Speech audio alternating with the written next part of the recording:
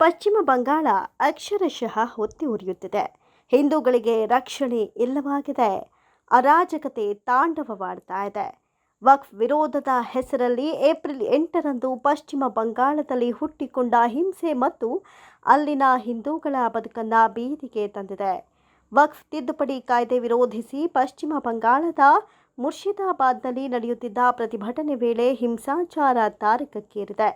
ಸಾವು ನೋವುಗಳ ಸಂಖ್ಯೆ ಕೂಡ ಹೆಚ್ಚಾಗಿದೆ. ಒಂದು ವೇಳೆ ಪರಿಸ್ಥಿತಿ ಇದೇ ರೀತಿ ಮುಂದುವರೆದಿದ್ದಲ್ಲಿ ಕೇಂದ್ರ ಸರ್ಕಾರ ಪಶ್ಚಿಮ ಬಂಗಾಳದ ಮಮತಾ ಬ್ಯಾನರ್ಜಿ ಸರ್ಕಾರವನ್ನು ವಜಾಗೊಳಿಸಿ ರಾಷ್ಟ್ರಪತಿ ಆಡಳಿತ ಹೇರಬೇಕು ಎನ್ನುವ ಕೂಗುಗಳು ಕೇಳಿ ಬರ್ತಾ ಇವೆ. ಈ ಹಿಂಸಾಚಾರದಲ್ಲಿ 3 ಮೃತಪಟ್ಟು ಹಲವರು ಗಂಭೀರವಾಗಿ ಗಾಯಗೊಂಡಿದ್ದಾರೆ. ಭಯಭೀತರಾಗಿರುವ ನೂರಾರು ಹಿಂದೂ ಕುಟುಂಬಗಳು ಮನೆಗಳನ್ನು ತೊರೆದು ಊರು ಬಿಟ್ಟು ಹೋಗ್ತಾ ಇವೆ. ಮೋದಿ ಅವರು ಏನು ಮಾಡ್ತಾ ಇದ್ದಾರೆ? ಯಾಕೆ ಪರಿಸ್ಥಿತಿಯನ್ನು ಹತೋಟಿಗೆ ತರುವ ಕೆಲಸ ನಡೀತಾ ಇಲ್ಲ ಅಂತ ದೇಶಾದ್ಯಂತ ಜನ ಪ್ರಶ್ನೆ ಮಾಡ್ತಿದ್ದಾರೆ. ಈಗಾಗಲೇ ಪಶ್ಚಿಮ ಬಂಗಾಳದ ಹಿಂಸಾಚಾರದ ಬಗ್ಗೆ ಪ್ರತಿಕ್ರಿಯೆ ನೀಡಿದ್ದ ಉತ್ತರ ಪ್ರದೇಶದ ಮುಖ್ಯಮಂತ್ರಿ ಯೋಗಿ ಆದಿತ್ಯನಾಥ್ ಅವರ ಹೇಳಿಕೆಯಿಂದ ಪಶ್ಚಿಮ ಬಂಗಾಳದ ಮುಖ್ಯಮಂತ್ರಿ ಮಮತಾ ಬ್ಯಾನರ್ಜಿ ಕೆರಳಿದ್ದಾರೆ. ವಕ್ಫ್ ತಿದ್ದುಪಡಿ ಕಾಯ್ದೆಯ ವಿರುದ್ಧದ ಪ್ರತಿಭಟನೆಗಳ ವೇಳೆ ಪಶ್ಚಿಮ ಬಂಗಾಳದ ಮುರ್ಷಿದಾಬಾದ್ನಲ್ಲಿ ನಡೆದ ಹಿಂಸಾಚಾರದ ಬಗ್ಗೆ ಪ್ರತಿಕ್ರಿಯಿಸುವ ವೇಳೆ ಮಮತಾ ಬ್ಯಾನರ್ಜಿ ಸರ್ಕಾರವನ್ನು ಗುರಿಯಾಗಿಸಿಕೊಂಡು ಮಾತನಾಡಿದ ಯೋಗಿ ಆದಿತ್ಯನಾಥ್, ಬಂಗಾಳ ಹೊತ್ತಿ ಉರಿಯುತ್ತಿದೆ, ಆದರೆ ಮುಖ್ಯಮಂತ್ರಿಗಳು ಮಾತ್ರ ಮೌನವಾಗಿದ್ದಾರೆ. ಜಾತ್ಯತೀತತೆಯ ಹೆಸರಿನಲ್ಲಿ ಅವರು ದೊಂಬಿಕೋರರಿಗೆ ಸ್ವಾತಂತ್ರ್ಯ ನೀಡಿದ್ದಾರೆ. ಮಮತಾ ಬ್ಯಾನರ್ಜಿ ಸರ್ಕಾರ ಮೌನವಾಗಿದೆ.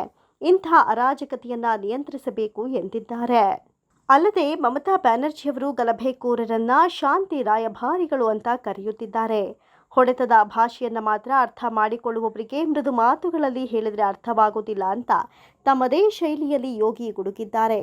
ಯೋಗಿ ಅವರ ಈ ಮಾತುಗಳಿಗೆ ಪ್ರತಿಕ್ರಿಯೆ ನೀಡಿದ್ದ ಮಮತಾ ಬ್ಯಾನರ್ಜಿ, ಯೋಗಿ ಆದಿತ್ಯನಾಥ್ ಅವರು ದೊಡ್ಡ ಮಾತುಗಳನ್ನಾಡ್ತಿದ್ದಾರೆ, ಅವರು ಅತಿದೊಡ್ಡ ಭೋಗಿ ಎಂದು ಟೀಕಿಸಿದ್ದಾರೆ.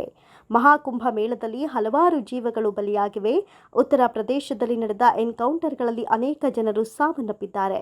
ಜನರು ರ್ಯಾಲಿಗಳನ್ನು ನಡೆಸಲು ಯೋಗಿ ಬಿಡೋದಿಲ್ಲ, ಆದರೆ ಬಂಗಾಳದಲ್ಲಿ ಹಾಗಲ್ಲ, ಸಾಕಷ್ಟು ಸ್ವಾತಂತ್ರ್ಯವಿದೆ ಎಂದು ಹೇಳಿದ್ದು ವಕ್ಫ್ ಹೋರಾಟಕ್ಕೆ ಪರೋಕ್ಷವಾಗಿ ಬೆಂಬಲ ಸೂಚಿಸಿದಂತಿತ್ತು.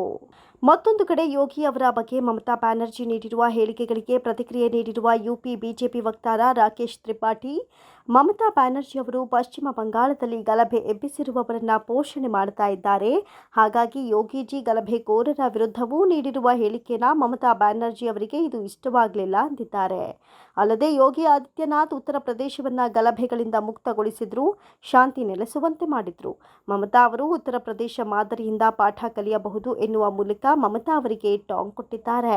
ಮತ್ತೊಂದು ಕಡೆ ಮಮತಾ ದೀದಿ ಪಶ್ಚಿಮ ಬಂಗಾಳದಲ್ಲಿ ಆಗ್ತಾ ಇರುವ ಹಿಂಸಾಚಾರಕ್ಕೆ ಬಿಜೆಪಿ ಕಾರಣ ಅಂತ ಆರೋಪಿಸಿದ್ದಾರೆ. ಮುರ್ಷಿದಾಬಾದ್ ಹಿಂಸಾಚಾರವು ಪೂರ್ವ ಯೋಜಿತವಾಗಿದ್ದು ಇದರಲ್ಲಿ ಬಿಜೆಪಿ ಹಾಗೂ ಬಿಎಸ್ಎಫ್ನ ಕೈವಾಡವಿದೆ ಅಂತ ಪಶ್ಚಿಮ ಬಂಗಾಳ ಮುಖ್ಯಮಂತ್ರಿ ಮಮತಾ ಬ್ಯಾನರ್ಜಿ ಹೇಳಿಕೆ ನೀಡಿದ್ದಾರೆ. ಬಾಂಗ್ಲಾದೇಶದಿಂದ ಗಡಿ ನುಸುಳುವಿಕೆಗೆ ಅವಕಾಶ ನೀಡುವ ಮೂಲಕ ಬಿಎಸ್ಎಫ್ ಕೇಂದ್ರ ಸಂಸ್ಥೆಗಳು ಹಾಗೂ ಬಿಜೆಪಿಯ ಕೆಲವರು ಶಾಂತಿಯನ್ನ ಕದಡಲು ನೆರವು ನೀಡುತ್ತಿದ್ದಾರೆ. ಬಿಎಸ್ಎಫ್ನ ಕೆಲವರು ಈ ಘಟನೆಯಲ್ಲಿ ತೊಡಗಿಕೊಂಡಿರೋ ಬಗ್ಗೆ ಕೆಲವು ಮೂಲಗಳು ನನಗೆ ಮಾಹಿತಿ ನೀಡಿವೆ ಅಂತ ಆರೋಪಿಸಿದ್ದಾರೆ. ಮುಸ್ಲಿಂ ಧಾರ್ಮಿಕ ಮುಖಂಡರೊಂದಿಗಿನ ಸಭೆಯಲ್ಲಿ ಮಾತನಾಡಿದ ಮಮತಾ ಅವರು, ಈ ಹಿಂಸಾಚಾರದಲ್ಲಿ ಬಾಂಗ್ಲಾದೇಶ ಭಾಗಿಯಾಗಿದೆ ಎಂಬ ಗೃಹ ಸಚಿವಾಲಯದ ಟ್ವೀಟ್ ಅನ್ನು ಗಮನಿಸಿದ್ದಾರೆ. ಗಡಿಯನ್ನ ಕಾಪಾಡುವ ಜವಾಬ್ದಾರಿಯು ಬಿಎಸ್ಎಫ್ ಮತ್ತು ಕೇಂದ್ರ ಸರ್ಕಾರದ್ದಾಗಿದೆ. ಇದು ರಾಜ್ಯ ಸರ್ಕಾರದ ಜವಾಬ್ದಾರಿಯಲ್ಲ ಅಂತ ದೂರಿದ್ದಾರೆ. ಯೋಗಿ ಮತ್ತು ಅಮಿತ್ ಶಾ ಅವರ ಮೇಲೆ ರೆಬಲ್ ಆಗಿರುವ ಮಮತಾ ಬ್ಯಾನರ್ಜಿ, ಮೋದಿ ಅವರ ವಕ್ಫ್ ತಿದ್ದುಪಡಿ ಕಾಯ್ದೆಯು ದೇಶವನ್ನು ವಿಭಜಿಸುತ್ತೆ, ಹೀಗಾಗಿ ಇದನ್ನು ಜಾರಿಗೊಳಿಸದಂತೆ ನಾನು ಪ್ರಧಾನಿ ನರೇಂದ್ರ ಮೋದಿ ಅವರಲ್ಲಿ ಮನವಿ ಮಾಡಿಕೊಳ್ತೇನೆ ಅಂತ ಹೇಳಿದ್ದು, ಕೇಂದ್ರ ಗೃಹ ಸಚಿವ ಅಮಿತ್ ಶಾ ಎಲ್ಲ ಕೇಂದ್ರ ಸಂಸ್ಥೆಗಳನ್ನು ನಿಯಂತ್ರಿಸುತ್ತಿದ್ದಾರೆ. ಅಮಿತ್ ಶಾ ಅವರು ತಮ್ಮ ಸ್ವಂತ ರಾಜಕೀಯ ಲಾಭಕ್ಕಾಗಿ ರಾಷ್ಟ್ರಕ್ಕೆ ಹಾನಿ ಮಾಡಿದ್ದಾರೆ.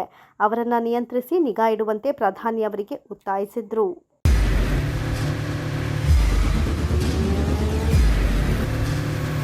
ಪ್ರಜಾಮಾರ್ಗ ನ್ಯೂಸ್, ಇದು ಜನಸಾಮಾನ್ಯರ ಧ್ವನಿ.